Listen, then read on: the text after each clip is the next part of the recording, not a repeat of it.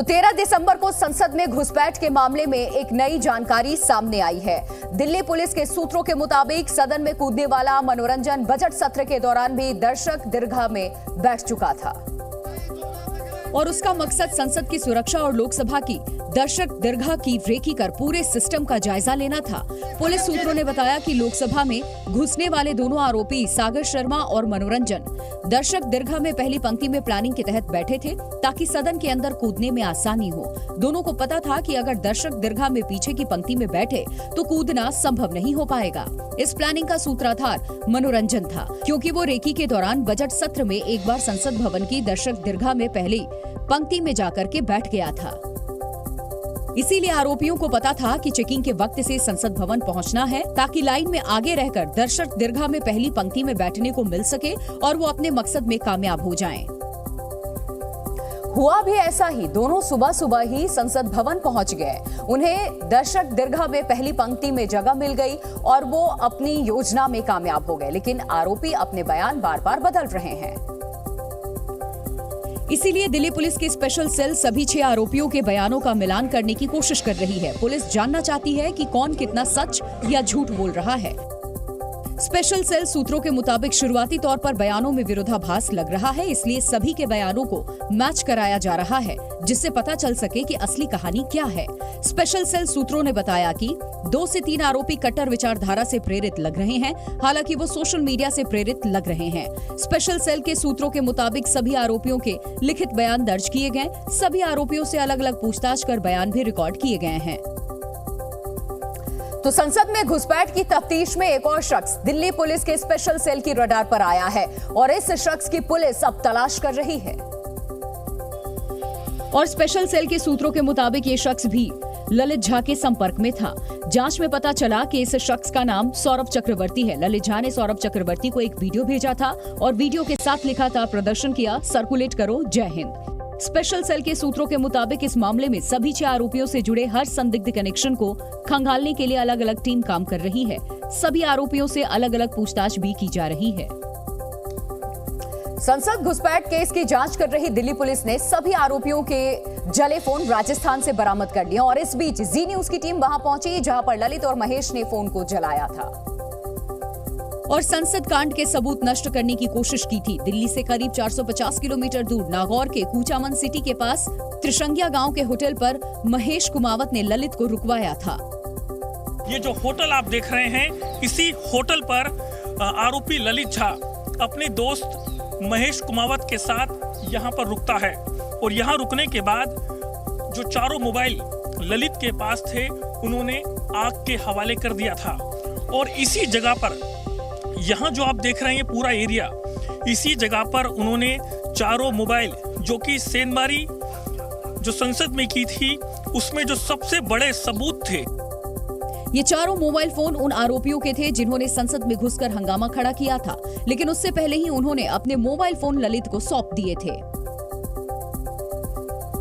तो ललित झा चारों mobile phone लेकर के कूचामन सिटी पहुंचा था जहां उसका दोस्त महेश कुमावत पहले से ही मौजूद था। महेश ने इसी ढाबानुमा होटल में ललित के रहने का इंतजाम किया था, क्योंकि महेश कुमावत इस होटल में पहले भी आया जाया करता था। कोरोना के दौरान होटल के मालिक की भी महेश कुमावत से जान पहचान हुई थी। उनका आना जाना था। उसके बाद में वो यहाँ आया था, मुझको पता था भाई ये होटल है, ये यहाँ रुकने की जगह है। मेरे पास बिस्तर नहीं थे, कुछ भी नहीं थे। वो कहाँ से बिस्तर लाए, कंबल लाए, कहाँ लाए पता नहीं। 13 दिसंबर की शाम करीब 7 बजे दोनों ने होटल के बाहर मैदान में हाथ सेकने के लिए आग लगाई और हाथ सेकने के बहाने उन्होंने मोबाइल फोन उसी आग में जला दिए। तो कितने पुलिस वाले आए थे आपके पास? अब गिनती तो मेरे को पता नहीं, 3 गाड़ियाँ थी। अच्छा, कुछ बताया था पुलिस वालों ने आपको क्या हुआ है? हाँ, पुलिस आई तभी मेरे को पता चला भाई ये कांड किया। मेरे कांड को ही बताया नहीं। मेरा तो छोटा वाला मल्टीमीडिया फोन है, वो मल्टीमीडिया नहीं है, छोटा कीपैड वाला फोन है। मेरे को पता ही नहीं था। मेरे पता होता तो मैं यहाँ से पुलिस बुला के पकड़ देता हूँ। ललित और महेश भंवरलाल को ये कहकर कि वो जयपुर में जॉब करेंगे, वहाँ से अगली सुबह चले गए। होटल के सामने महेश और ललित ने जहां आग लगाई थी उसकी राख रविवार को भी जस की तस पड़ी थी। दिल्ली पुलिस की टीम राख से फोन के अवशेष ले गई, लेकिन अभी भी वहां फोन के कुछ अवशेष मिले जो मोबाइल फोन के ही लगते हैं। राख को कुदरने पर कुछ और अवशेष मिले। ढाबा है, उस ढाबे के ठीक सामने ही यहाँ पर बैठ करके जो ललित झा है, महेश है, उसने यहाँ जो फ़ोन है उनको आग के हवाले कर दिया था। और फिर यहाँ पर अगर आप देखेंगे कि यहाँ ये जो तमाम जो मोबाइल के जले हुए अवशेष, ये एक चिप जैसा लग रहा है जो कि मोबाइल में होता है, ये वो है। भंवरलाल को भनक भी नहीं लगी कि आग में मोबाइल फोन जलाए जा रहे हैं। फिलहाल दिल्ली पुलिस ने भंवरलाल का बयान रिकॉर्ड कर लिया है और यहां से सबूत इकट्ठे कर लिए हैं। ललित झा ने मोबाइल फोन को सिर्फ जलाया ही नहीं था, दिल्ली से नागौर के कूचामन सिटी की ओर आते हुए उसने रास्ते में मोबाइल को तोड़कर उसके कुछ पार्ट्स भी फेंके थे। और जी मीडिया की टीम उस जगह पर भी पहुंची जहां मोबाइल फोन के पार्ट्स फेंके गए थे। तोड़ने के बाद उसे कूचामन सिटी के इसी स्पॉट पर फेंक दिया था और यहाँ पर पुलिस ने उन टुकड़ों को बरामद कर लिया। और फिर उसके बाद में जो आरोपी ललित झा और जो महेश थे, उन्होंने मोबाइल फोन के बचे हुए जो टुकड़े थे उनको आग के हवाले कर दिया था, जिसके जो अवशेष हैं वो दिल्ली पुलिस ने बरामद कर लिए हैं। पुलिस ने मोबाइल फोन के पार्ट्स और जले हुए अवशेष एफएसएल को भेज दिए हैं। पुलिस संसद भवन के बाहर सीसीटीवी में ललित झा की तस्वीरों को भी बारीकी से खंगाल रही है। साथ ही दिल्ली से नागौर तक के सड़क रूट की भी जांच कर रही है। जी न्यूज पर खबर दिखाए जाने के बाद राजस्थान की पुलिस कूचामन सिटी के उस होटल पर पहुंची जहां आरोपी ललित और महेश रुके हुए थे और 4 मोबाइल फोन को आग के हवाले किया था। राजस्थान पुलिस के अधिकारी यहां पहुंच गए हैं और इसी के साथ लगातार जी न्यूज इस स्पॉट पर पहुंचा और उसके बाद यहां से जो अवशेष थे जले हुए वो पुलिस ने यहां से बरामद किए हैं। और उसके बाद से जो होटल के मालिक हैं भंवरलाल, उनसे बात कर रहे हैं, उनसे पूछताछ करेंगे। पूरा जो टीम यहाँ पहुंची थी, दिल्ली पुलिस की टीम, उसके बारे में जानकारी ली जाएगी। कूचामन सिटी की पुलिस ने होटल के चप्पे चप्पे की छानबीन की।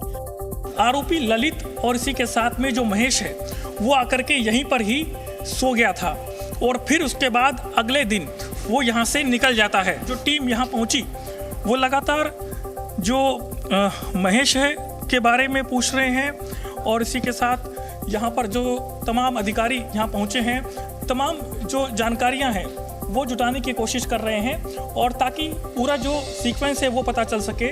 और इसी वजह से दिल्ली पुलिस स्पेशल सेल की टीम यहाँ पहुँची थी। कूचामन सिटी की पुलिस ने होटल की गहनता से छानबीन की और जरूरी जानकारी और सूचनाएं इकट्ठा की। महेश कुमावत का घर कूचामन सिटी में ही है। जी मीडिया की टीम महेश के घर पर पहुंची। महेश का घर अभी नया बना है। घर पर उसके 2 भाई और भी रहते हैं और महेश के पिता के मुताबिक महेश मकान बनाने का काम करता था। ये आप देख रहे हैं महेश कुमावत का घर है। यहीं पर ही महेश कुमावत यहाँ पर रहता था और यहाँ पर जो काम बता रहे हैं कि वो जो घर बनाने का जो काम है वो यहाँ पर करता था। उसके परिवार के तमाम लोग भी यहाँ पर रहते हैं और उनके जो पिताजी हैं रूप नारायण, उनका कहना है कि महेश के बारे में वो क्या कर रहा है और क्या करने वाला है, इस बारे में उन्हें कोई जानकारी नहीं थी।